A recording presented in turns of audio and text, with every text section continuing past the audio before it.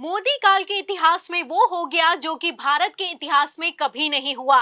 आपको बता दें, इस वक्त की बड़ी खबर निकलकर सामने आ रही है कि राज्यसभा के दबाव में सुप्रीम कोर्ट ने पूर्व सीजेआई संजीव खन्ना के आदेश को पलट दिया है। एक तरफ जहां आदेश पलटा है, वहीं दूसरी तरफ सुप्रीम कोर्ट के वरिष्ठ वकील प्रशांत भूषण ने खुलासा किया है कि सुप्रीम कोर्ट पर दबाव बनाया जा रहा है। सुप्रीम कोर्ट पर दबाव बनाने के लिए अमित शाह ने अपनी एजेंसियों को लगा दिया है और इन एजेंसियों के जरिए एक रिपोर्ट तैयार की गई है, जिस रिपोर्ट के जरिए चीफ जस्टिस ऑफ इंडिया पर दबाव है। तो फिलहाल क्या दबाव है और इस दबाव के चलते कैसे पूरा खेल पलट गया है, आपको एक एक करके बताएंगे।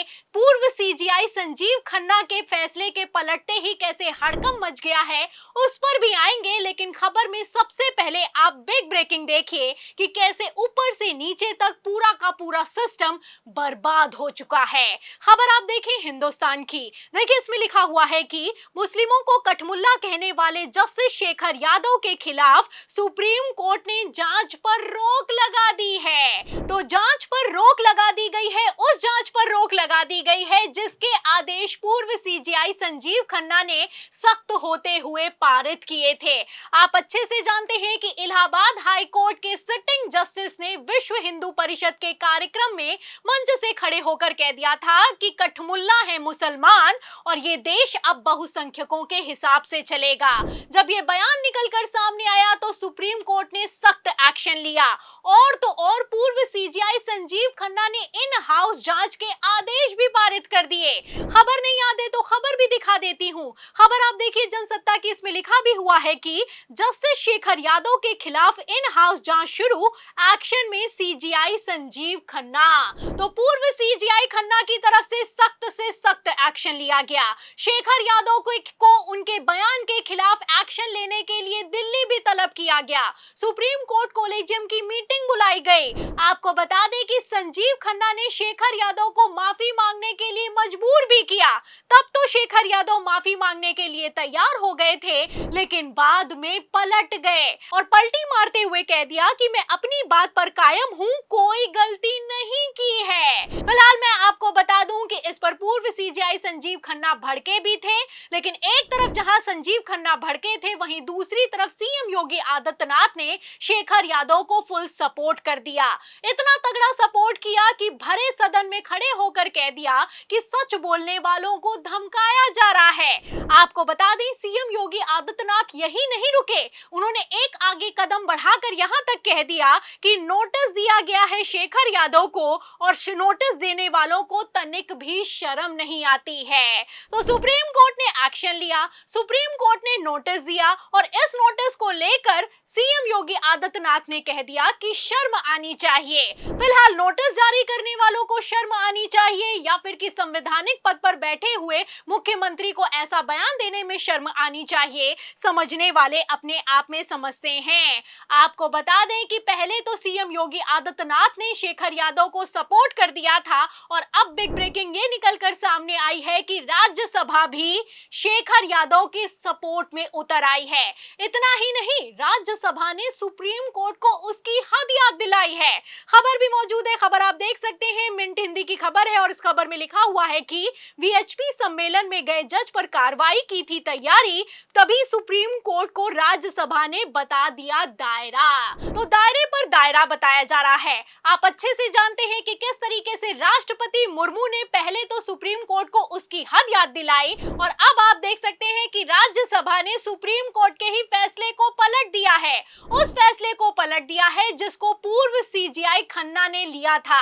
आपको बता दें कि खबर में आगे लिखा हुआ है कि बाकायदा आदेश पारित कर दिए गए हैं और सुप्रीम कोर्ट को चिट्ठी लिखी गई है। खबर में देखिए लिखा भी हुआ है कि सुप्रीम कोर्ट उनके खिलाफ यानी कि जस्टिस शेखर यादव के खिलाफ जांच शुरू करने वाली थी, लेकिन तभी राज्यसभा सचिवालय ने पत्र भेजकर कह दिया है कि मामला सिर्फ संसद और राष्ट्रपति के दायरे में आता है। तो आप देख सकते हैं कि किस तरीके से इस खबर के सामने आने के बाद इतना तो साफ हो गया है कि अब सुप्रीम कोर्ट और संसद में खुले तौर पर जंग शुरू हो गई है। एक तरफ आप देख सकते हैं कि पूर्व सीजीआई खन्ना ने जो आदेश दिए थे उन आदेशों को पलट दिया गया है, राज्यसभा ने चिट्ठी जारी की है।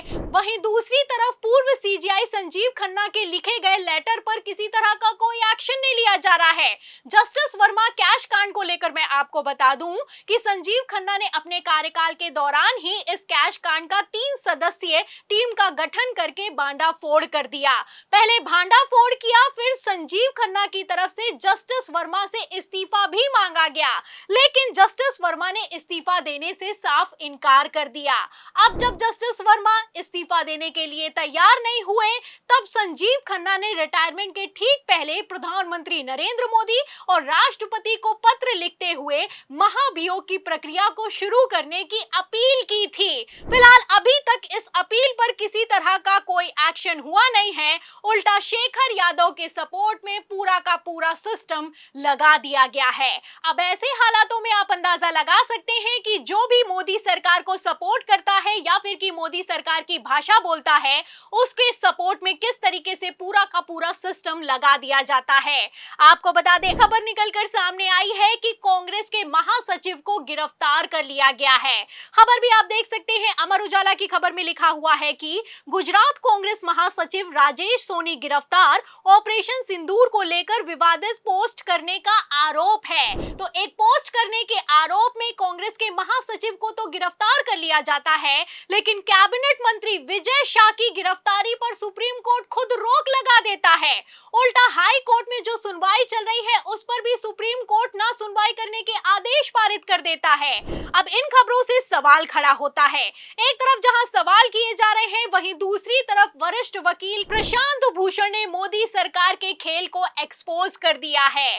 प्रशांत भूषण का कहना है कि मौजूदा सीजीआई और आने वाले भावी सीजीआई पर दबाव बनाने के लिए जांच एजेंसियों का इस्तेमाल करके डोजियर तैयार किया जा रहा है।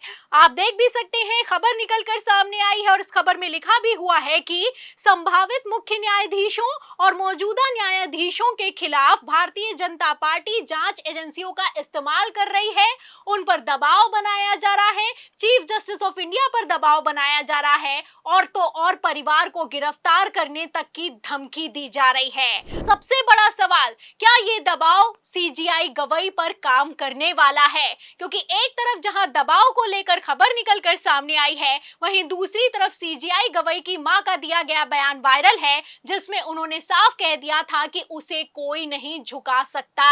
अब कौन कितना झुकता है और कौन कितना झुकाता है, ये तो आने वाला वक्त बताएगा। लेकिन फिलहाल मोदी काल में जैसे पूरा सिस्टम काम कर रहा है, आपको क्या लगता है, क्या सब कुछ बर्बाद हो चुका है? जो भी आप सोचते हैं हमें कमेंट बॉक्स में जरूर लिखें। वीडियो को ज्यादा से ज्यादा शेयर करें, हमारे चैनल को लाइक करें, सब्सक्राइब करें, ज्वाइन करें। फिर मिलते हैं अगली खबर के साथ, तब तक के लिए धन्यवाद।